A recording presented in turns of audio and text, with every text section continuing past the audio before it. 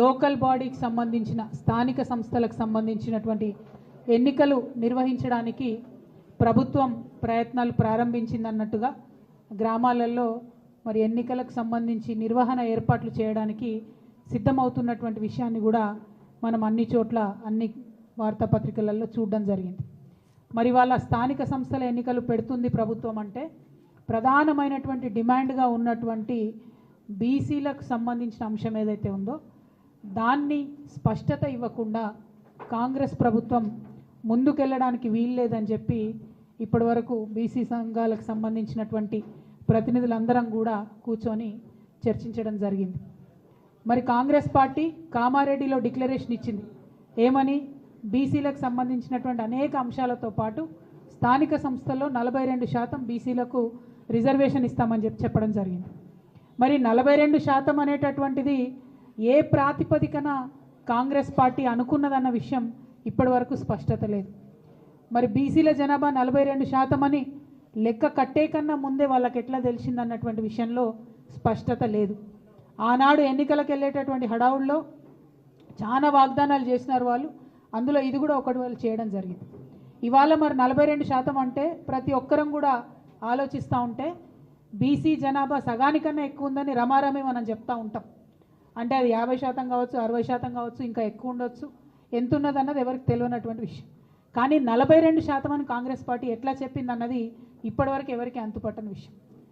సరే చెప్తే చెప్పారు, కానీ మరి ఆ 42% కూడా ఇవ్వకుండా మీరు ఎన్నికలకు పోయే ప్రయత్నం చేస్తున్నారా?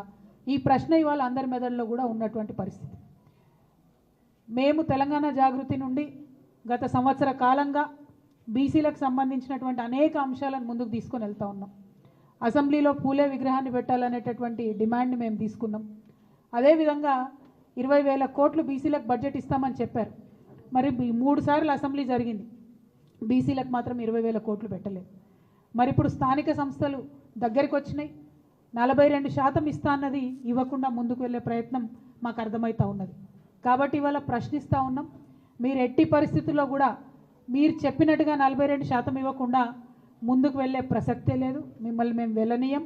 ఎక్కడికక్కడ మండల కేంద్రాల్లో కావచ్చు, జిల్లాలలో కావచ్చు, అన్ని చోట్ల కూడా నిరసన ప్రదర్శనలు చేస్తాం. మీరు 42% కాకుండా బీసీల వాటా మాట్లాడకుండా ఎన్నికలకు వెళ్తే మాత్రం కార్యాచరణ చాలా స్పష్టంగా, చాలా షార్ప్గా, పెద్ద ఎత్తున రియాక్షన్ ఉంటుందని చెప్పి ఈ సందర్భంగా ప్రభుత్వాన్ని మేము తెలియజేస్తూ ఉన్నాం. మరి ఇవాళ ఇక్కడ కలిసినటువంటి బీసీ ఎంబీసీ సంఘాలు అందరం కూడా కలిసి మాట్లాడుకున్నది ఏంటంటే, ఇవాళ ప్రభుత్వానికి మనం ఒక హెచ్చరిక జారీ చేద్దాం.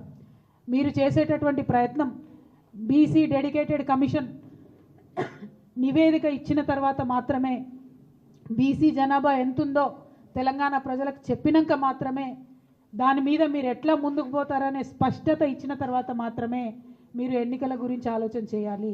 అంతవరకు స్థానిక సంస్థల ఎన్నికల గురించి ప్రభుత్వం ఆలోచన చేయకూడదు. ఇది ప్రధానమైనటువంటి డిమాండ్.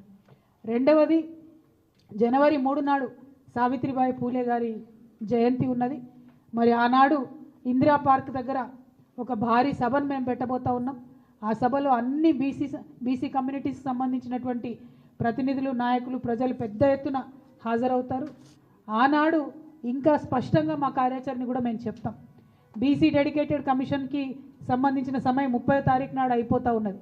మరి 30వ తారీఖు నాడు ప్రభుత్వానికి వారి నివేదిక ఇస్తామని చెప్తున్నారు. ఆ నివేదిక అంశాలు బయటపడ్డ తర్వాత తప్పకుండా 3వ తారీఖు నాడు పెట్టేటటువంటి సభలో మా కార్యాచరణ ఇంకా స్పష్టంగా చెప్తాం. ఇవాళ భారతీయ జనతా పార్టీకి కూడా మేము డిమాండ్ చేస్తూ ఉన్నాం. మీరు జనాభా లెక్కలు చేపట్టబోతూ ఉన్నట్టుగా తెలుస్తూ ఉంది. ఈ జనాభా లెక్కల్లో ఖచ్చితంగా కులానికి సంబంధించిన కాలం ఉండాల్సిందే, కులగణన జరగాల్సిందే. ఇది మా డిమాండ్. దీనికి సంబంధించి కూడా అన్ని కమ్యూనిటీస్ ఏకకంఠంతో చెప్తున్నటువంటిది. ఇవాళ కొంచెం ఈ ప్రెస్ మీట్ ఫార్మాట్ మారుస్తూ ఉన్నాం. నేను